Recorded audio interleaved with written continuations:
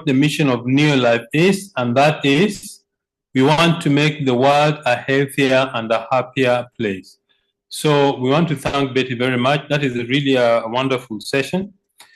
So the session I want to discuss with you today is how to build structure in the business. What does that mean? Building structure means that you want to, just one moment, let me set up my screen. Okay. Building structure simply means you want to make your business profitable and stable, because the reason why most of us join the business is to build a business that will give us income even for a long time after now. And that can only be done if we build our structure correctly. So if you give me a moment, I want to share the screen with you. All right. I want to share this small document with you. What is building structure? Building structure means that we want to make maximum profit from our compensation plan. That's one. Number two, that we want to qualify as directors or whatever it is every month because we brought in people that want to become directors. So what is the first thing about building structure? The first thing about building structure is to do the basics. What are the 4 basics? Name list. Contact your prospects. Show them the plan. Follow up. Keep doing this until you do, let's say you do your 3 in 30.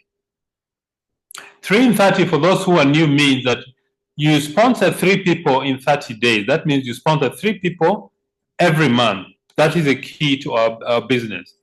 But once you sponsor 3 people in 30 days, what do you do with the people you've sponsored? Remember, what is the goal of sponsoring somebody in the business? The goal of sponsoring somebody in the business is to build directors, to help the people in your group become directors. That is really why you sponsor people in the business. So, step number 3, what do? Identify business builders. That is, identify people who actually want to build a business. Remember, people join the business for different reasons. Some join the business just to use the products. Some join the business because they're looking for another way to generate income. Some join the business because they want to really turn it into a full-time career. So, identify business builders. How do you identify business builders? The following things. Number 1, they attend all the training. Number 2, they ask you questions about the business. Number 3, they're constantly seeking information from you so that you can teach them or show them how to build a business. Once you've identified these business builders, help them to go to step number 1. That is doing the basics. Let me say in this example, it's important for you to draw your structure.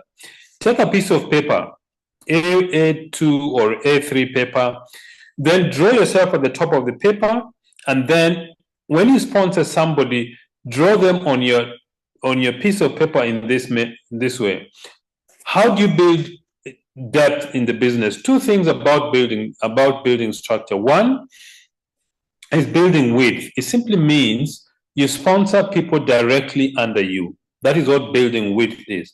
So if you sponsor 3, we say you are 3 wide. If you sponsor 6, you're 6 wide. But what do you do with these people you sponsored? Let me say you sponsored a person A. What do? A person A, you sit down with them, ask them to write a name list. The goal is to reach 200.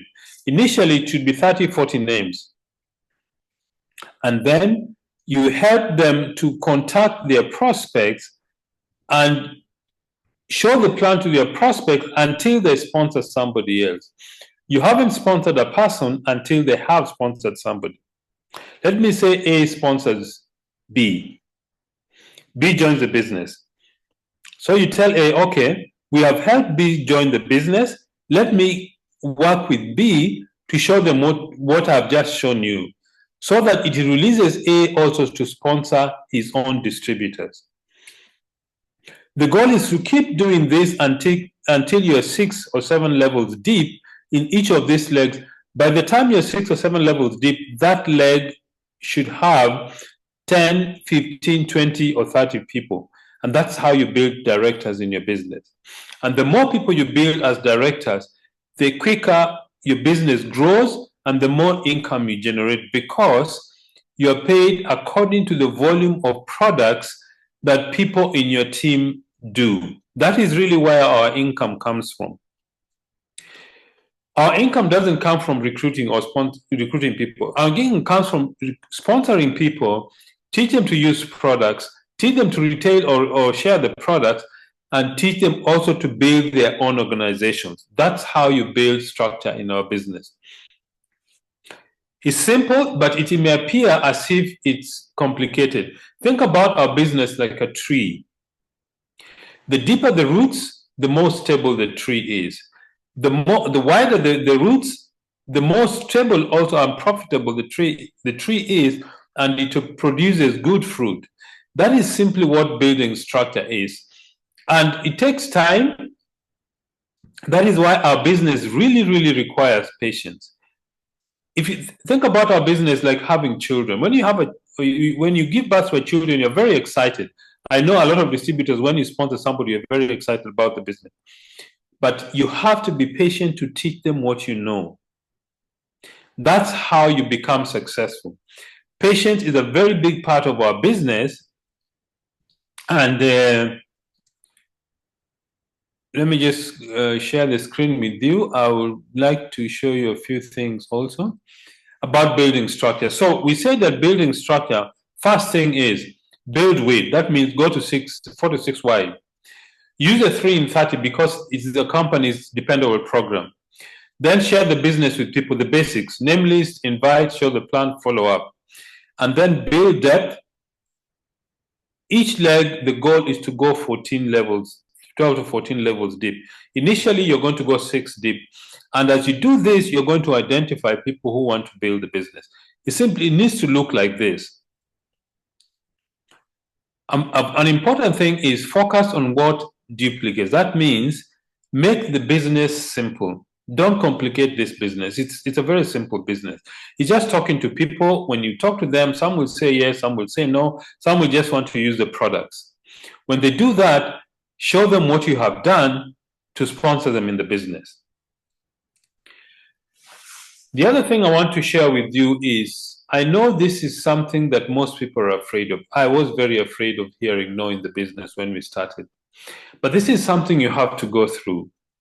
When we joined the business, I spoke to quite a lot of people. Some of them said no, some of them said they are interested in the product, some of them joined the business.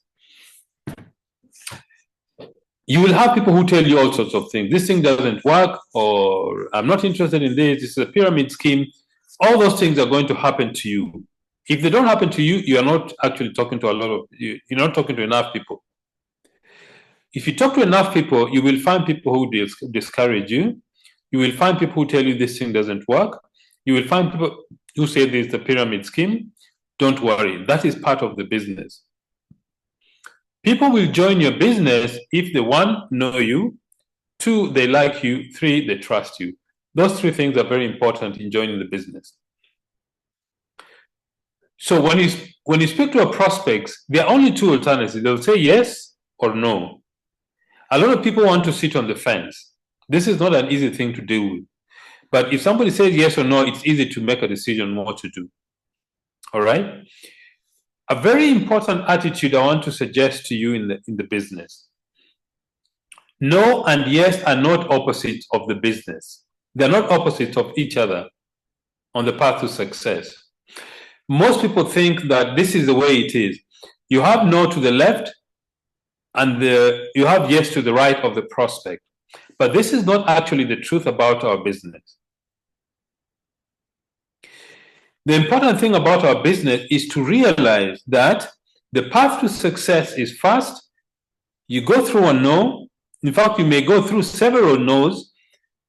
Then you can get a yes, and that's what leads to success. So when you get a no, thank God for the no, because that person has disqualified themselves for joining your business. Remember, you're looking for people who are looking for the business. Okay? So when you hear no, it depends on the meaning you attach to what the person says. Most people take it very personally because maybe when you're growing up, you had the no so many times that when you hear the no, you shrink or you get into yourself. But no could mean many things. It could mean I'm not ready, or it could mean I don't understand, or it could mean I am afraid of starting this business. It could mean so many different things. But remember this, no is a path to a yes in our business. When people say no, it means either they are not ready or it's not, the business is not for them.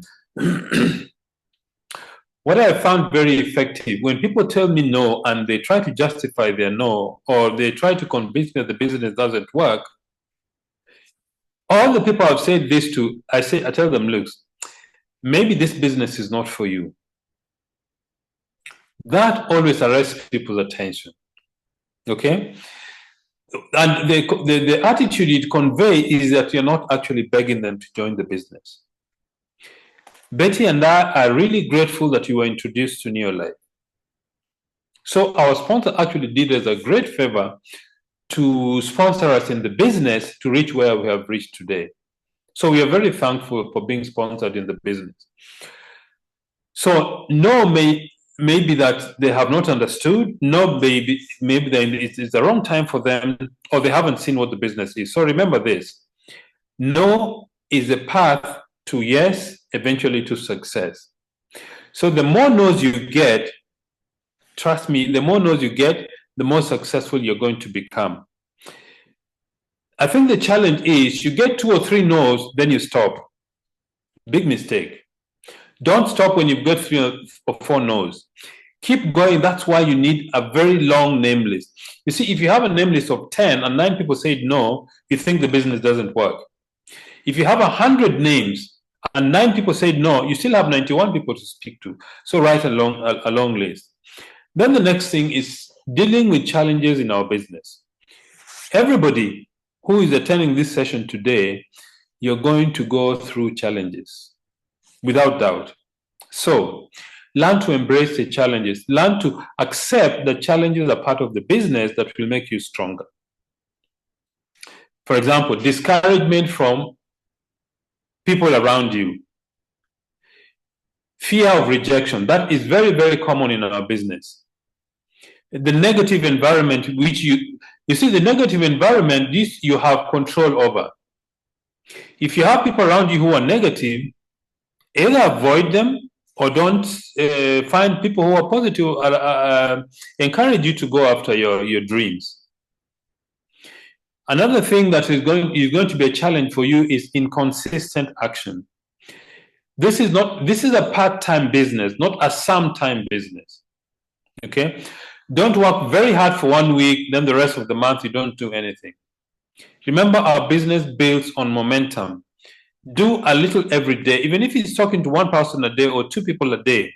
Do that on a consistent and regular basis until it becomes a habit. That's how your business will grow. So, ladies and gentlemen, those are some of, I haven't mentioned all the challenges that you're going to go through, but these are just some of them. Have them in mind. If it happens to you, it is not something extraordinary. It is not something you're doing bad. It is actually part of our business. It is part of the growth of our business. Discouragement from relatives, friends, if sometimes even in your own home, people discourage you from building the business. Fear of rejection. Remember, fear is you create a mental image of things you don't want. That is really what fear is.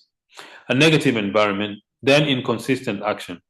So, ladies and gentlemen, I hope that some of the things that we have shared with you is going to help you